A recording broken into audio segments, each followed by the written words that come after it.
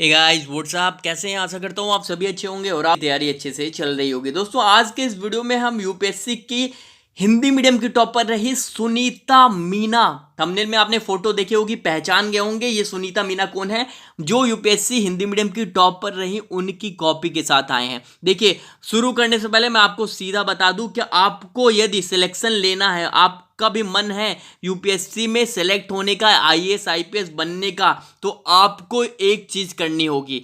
वो अगर आप नहीं करते हैं तो प्लीज अपना बैग बंद करके अपनी घर की ओर निकल जाएं। आपको लिखना होगा।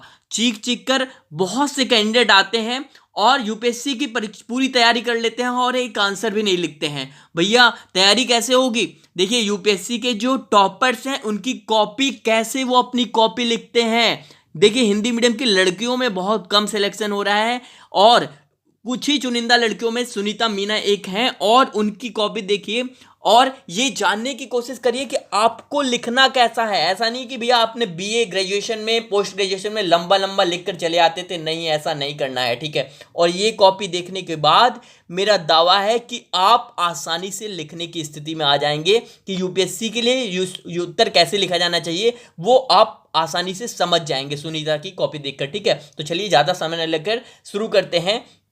देखिए, नाम सुनीता मीना, मीडियम हिंदी था, दिल्ली में इनका सेंटर जो था दिल्ली में इन्होंने लिखा था। यूपीएससी का जो रोल नंबर इनका था वो 11011339 ये था, और ये अवेक के थ्रू इन्होंने यहाँ पे लिखा था, ठीक है। चलिए, ज़्यादा समय न लेकर, ये इनकी एथिक्स कॉपी है, शुरू करते हैं। देखिए, रिमार्क भी मिले हैं, सारा कुछ मिला है, वो कैसे किस तरह से है वो यहाँ पे शुरू करते हैं। देखिए देखिए एथिक्स पेपर 4, जीएस पेपर 4 होता है आपका, जीएस पेपर 4, उसी में एथिक्स पूछा जाता है। ये आपका एथिक्स का पेपर होता है। क्वेश्चन कुछ इस प्रकार से पूछा गया है। देखिए, क्वेश्चन पूछा गया है कि भावनात्मक बुद्धिमत्ता का गठन करने वाले विभिन्न घटक कौन से हैं? यह एक लोक सेवक को अपने कर्तव्यों के निष्पादन में कैसे सहायता प्रदान करती है, ठीक है। तो क्वेश्चन ये था, भावनात्मक जो बुद्धिमत्ता है, इमोशनल इंटेलिजेंस पर क्वेश्चन किया गया था। What are the various element that make up emotional intelligence, how does it help a civil servant in the performance of his duties, ठीक है। तो अब ये भावनात्मक बुद्धिमत्ता पर जब प्रश्न पूछा गया तो आखिरकार ये भावनात्मक बुद्धिमत्ता है क्या, ठीक है। तो देखिए, शुरू करते हैं। लिखिए, भावनात्मक बुद्धिमत्ता से तात्पर्य स्वयं की तथा अन्य व्यक्तियों की भावनाओं, मन स्थितियों को समझने तथा उन्हें प्रबंधित करने से है, ठीक है।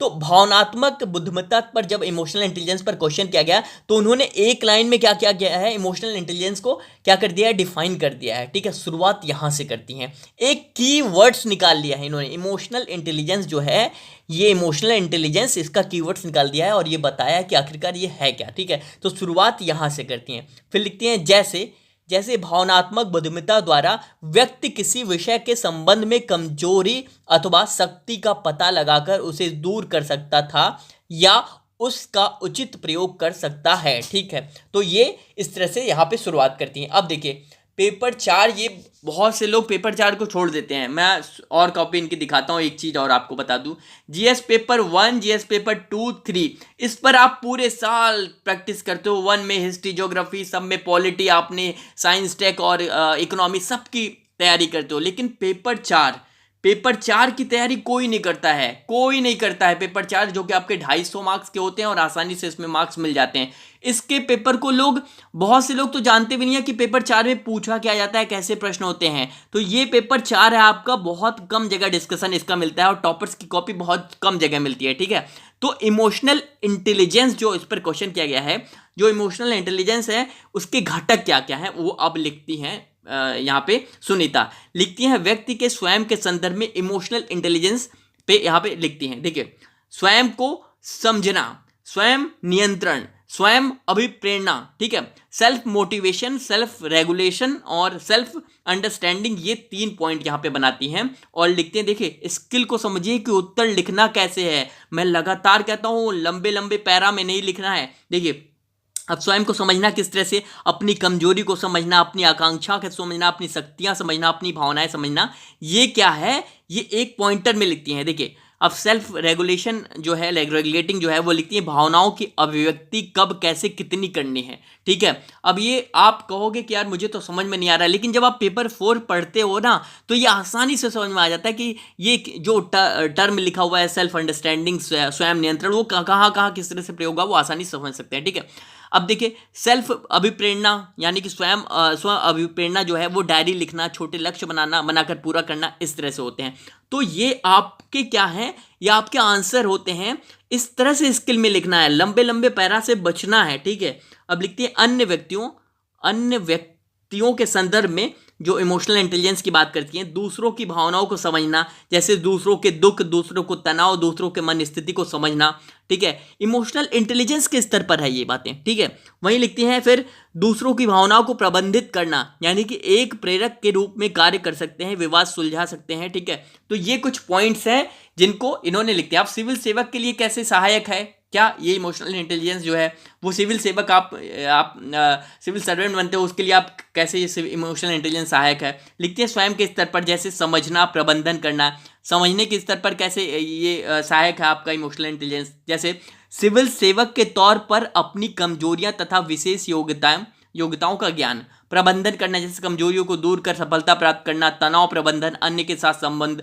तो ये क्या है, ये कुछ प्रकार दिए गए हैं, इस तरह से ये अपने आंसर को लिखती हैं। ठीक है, अब देखिए एक क्वेश्चन और है, वो है कि पर्यावरणीय नैतिकता क्या है। ठीक है, और लिखती हैं पर्यावरणीय नैतिकता में शामिल विभिन्न मुद्दे कौन कौन से हैं। ठीक है, ये क्वेश्चन है कि इन्वायरमेंटल एथिक्स क्या है। आप इंग्लिश में आसानी से समझ पा रहे होगे इन्वायरमेंटल एथिक्स क्या है। देखिए एनवायरमेंटल एथिक्स की शुरुआत करती है, लिखती हैं जो पर्यावरणीय नैतिकता से तात्पर्य है पर्यावरण से संबंधित विषयों एवं पर्यावरण के उपयोग से संदर्भ में नैतिक दृष्टिकोण क्या है।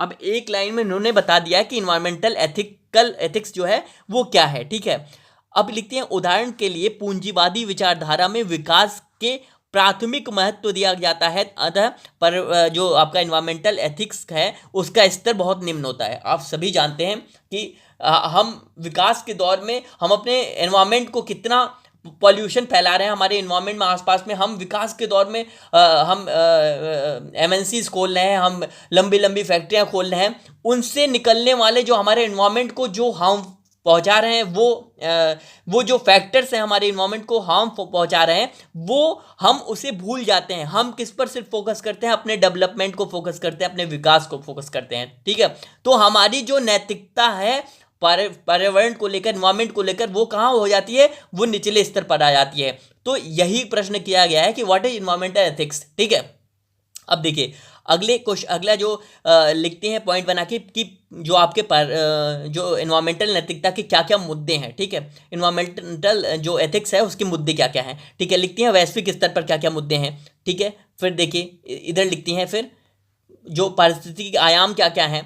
तो इस तरह से आंसर्स को लिखती हैं सुनीता और अपने उत्तर को इस तरह से लिखकर यहाँ समाप्त करती हैं। तो ये पूरा जो आंसर है वो आपको हमारी जो कॉपी है इनकी वो हमारी टेलीग्राम चैनल पर आपको मिल जाएगा, जिस टेलीग्राम चैनल की लिंक जो है इसी वीडियो के डिस्क्रिप्शन बॉक्स में दिया गया है। लिंक को पर जाइए, क्लिक करिए, हमारे टेलीग्राम चैनल पर को ज्वाइन करिए। वहाँ पे 12-13 हज़ार लोग जुड़े हुए हैं जिनको पहले से इसका लाभ मिल रहा है। कॉपी वहाँ पे अपलोड कर दी जाएगी, जाइए ज्वाइन करिए और आज से प्लीज़ लिखने की कोशिश करिए, लिखना शुरू करिए ताकि आप भी यूपीएससी की अंतिम लिस्ट पर अपनी जगह बना सकें। उम्मीद है आपको वीडियो अच्छी लगी तो प्लीज़ लाइक का बटन दबाएं, शेयर करें, फेसबुक पे, व्हाट्सएप पे, सब पे शेयर करें। चलिए तब तक के लिए धन्यवाद। टेलीग्राम ज्वाइन करें।